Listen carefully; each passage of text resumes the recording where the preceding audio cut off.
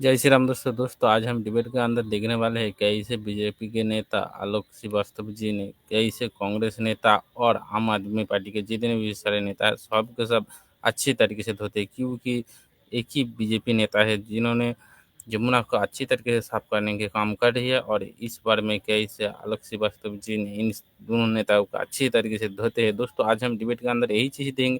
चलो दोस्तों main debate start ये बता नहीं पाएंगे, पर मेरा हैं। एक छोटा सा स्पष्ट सवाल है। आलोक भाई बड़े ही अच्छे प्रवक्ता हैं भारतीय जनता पार्टी के, जरा जवाब दें। हमको सिखा रिया है। एनजीटी ने जो कमेटी बनाई थी उसमें दिल्ली के एलजी को अध्यक्ष बनाया था। उस कमेटी के बाद जो यमुना रिजर्वेशन के लिए बनाई गई थी, उसके बाद कोई भी रिपोर्ट आज तक आपने जनता के साथ, दिल्ली की जनता के साथ साझा क्यों नहीं करी? आपने यमुना रिजर्वेशन के लिए क्या किया, जिसके लिए आम आदमी पार्टी भी कोर्ट का दरवाजा खटखटाई थी कि ये तो अनकॉन्स्टिट्यूशनल है। अब आ जाते हैं आम आदमी पार्टी पे 7500 करोड़ मैंने नहीं लगाए हैं, दिल्ली की सरकार ने। पद्मजा जी आपकी जेब से गए हैं, मेरी जेब से गए हैं, दिल्ली की जनता की जेब से गए हैं, और प्रियंका कक्कड़ जी की भी जेब से गए होंगे, क्योंकि वो भी टैक्स पेयर है, मुझे ये उम्मीद है।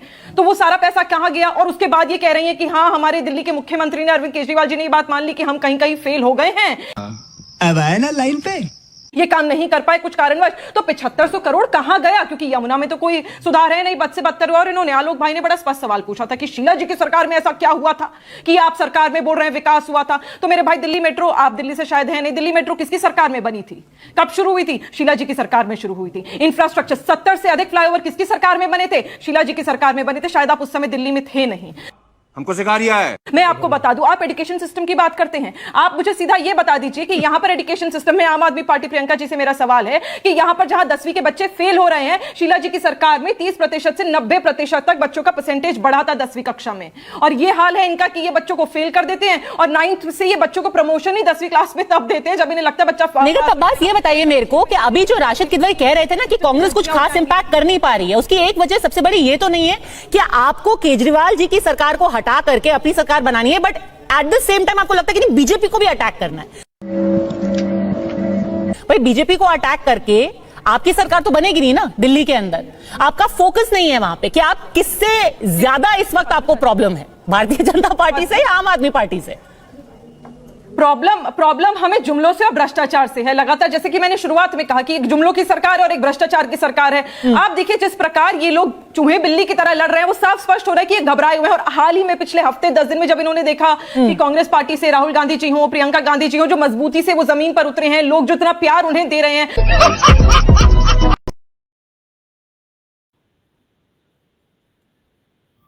दोस्तों इधर चूहे बिल्ली की तरह सिर्फ एक ही पार्टी तरफ रही है, एक कांग्रेस और दूसरा एक आम आदमी पार्टी, और कोई चूहे बिल्ली की तरह नहीं। हर सीट पे जब जाके ग्राउंड रिपोर्टिंग आप ही के पत्रकार कर रहे हैं और हमें बता रहे हैं कि हाँ यहाँ पर आप अच्छा परफॉर्म कर रहे हैं, तब इन लोगों के पैरों तले जमीन खिसक गई है, इन्हें घबराहट होने लगी है। पर मैं बता दूं, यही घबराहट इन्हें ले डूबने वाली है, क्योंकि 8 फरवरी को कांग्रेस पार्टी मजबूती के साथ दोबारा दिल्ली में सरकार बनी। ठीक है, अजय आलोक पहले आप जवाब दीजिए, फिर प्रियंका कक्कड़। अरे मैडम निखत जी मेरी छोटी बहन की तरह है। मैं आपको बता दूं निखत जी, दिल्ली मेट्रो रेल कॉरपोरेशन ये अटल बिहारी वाजपेयी जी की सरकार में वाजपेयी जी ने स्थापना की थी।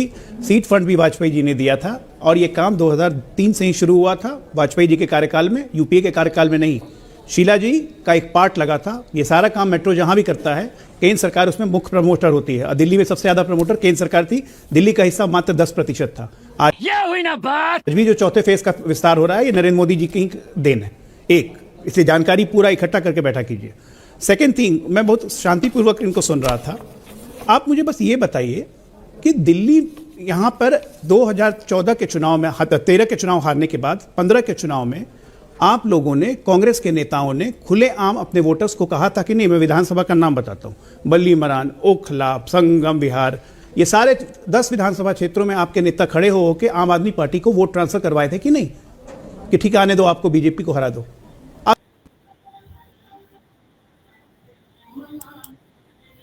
तो दोस्तों इधर एक चीज समझने की जरूरत है, ये जो कांग्रेस नेता है ये सब दोगला है, ये देश मुंह से आप कब बुराई कर रही है? मैंने रंगा से यार ऐसी थोड़ी ना बोला है, आप नहीं, लेकिन आपकी पार्टी का चरित्र वही है। जी, आप हो जाएं चाहे आप पार्टी हो गई, दोनों रंगा से आ रहे हैं, कलश सुपर मास्टर हैं, कोई आइडियोलॉजी है ही नहीं।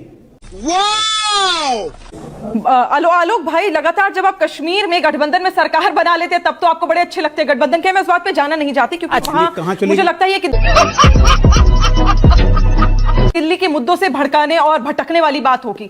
2013 2014 की बात अभी नहीं करते, अभी हम बात कर लेते कि अभी जो मुद्दे हैं, देखिए मैं वही कह रही हूं, ये जलेबियां घुमाते रहेंगे, चाहे आम आदमी पार्टी के प्रवक्ता हो चाहे भारतीय जनता पार्टी के। मैंने स्पष्ट सा सवाल पूछा था, मैंने कहा भी था बहुत अच्छे प्रवक्ता, मैंने तो तारीफ भी कर दी थी, लेकिन आलोक भाई आप अभी तक एनजीटी की कमेटी का मुझे जवाब नहीं दिए हैं।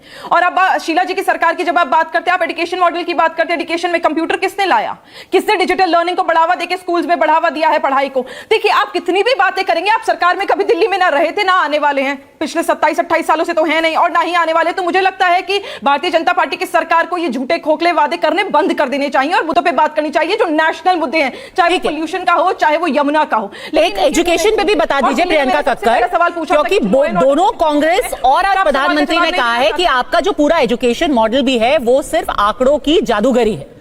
समझ रहे हो आप समझ रहे हो। और एक बहुत स्पेसिफिक एग्जांपल वहां पर यह दिया गया है कि जो बच्चे क्लास 9 में फेल हो रहे हैं उनको आंकड़ों से ही बाहर कर दिया जाता है।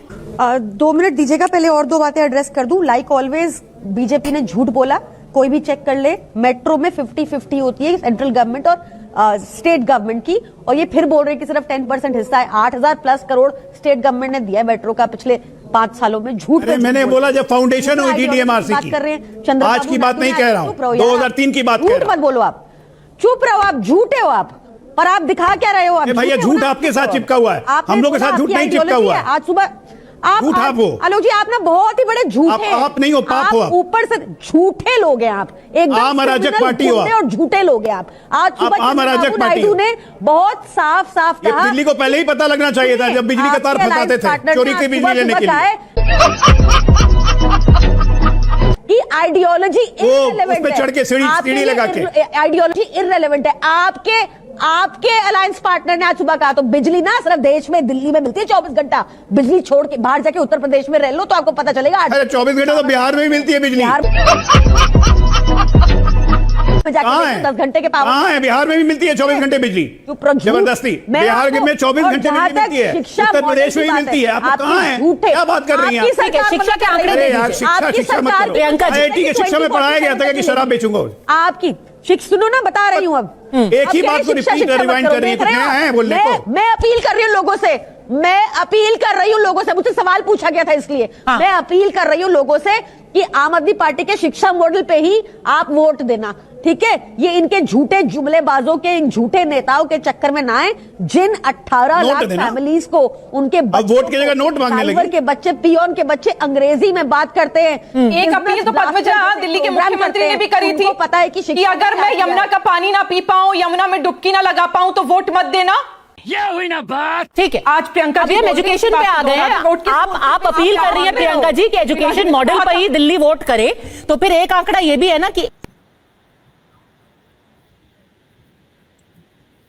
तो दोस्तों आप लोग इधर देखा कि कांग्रेस आम आदमी पार्टी ने बोला था कि अगर यमुना साफ नहीं होगा तो हमको वोट नहीं देगा। हाँ, ये बात तो सही है, दिल्ली की जनता यमुना साफ हुआ नहीं इसलिए वोट दिया नहीं, सिर्फ बीजेपी को दिया। और जो बात कांग्रेस की बोल रही है, कांग्रेस भी एक नंबर धोखेबाज है, क्योंकि कांग्रेस देशद्रोही, आतंकवादी सबके सब उसके साथ मिला है, आम आदमी पार्टी के साथ भी मिला हुआ है। तो एक ही पार्टी है जो बीजेपी। 1 लाख बच्चे क्लास 9 में फेल हो गए थे पिछले साल और 50,000 कक्षा 11 में फेल हो गए थे दिल्ली के सरकारी स्कूलों में। सुनिए, इसकी आपको अगर टेक्निकल बात करनी है और सारे सवाल मुझसे ही हैं, और जिनकी आधी सरकार भाजपा की भी है उनसे कोई सवाल नहीं रहता आपका, ना आपने लॉ एंड ऑर्डर पे अब तक एक बार भी कुछ पूछा, तो मैं ये टेक्निकलिटी पे भी जवाब दे देती हूँ। पूरे देश में मॉडल बदल चुका है कि 8वीं सरकार में तो आप 10 साल से प्रियंका जी,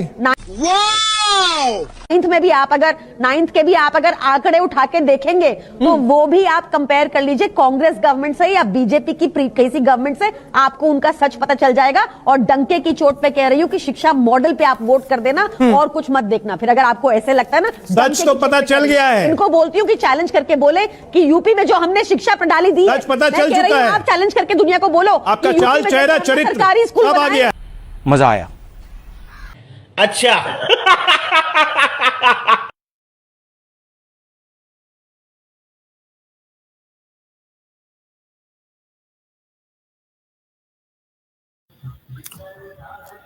तो दोस्तों आप लोगों ने देखा कि इस आलोक श्रीवास्तव जी ने कांग्रेस नेता और आम आदमी पार्टी को धोया, और ऐसे भी धोना भी चाहिए, सबको सब आतंकवादी देशद्रोही है।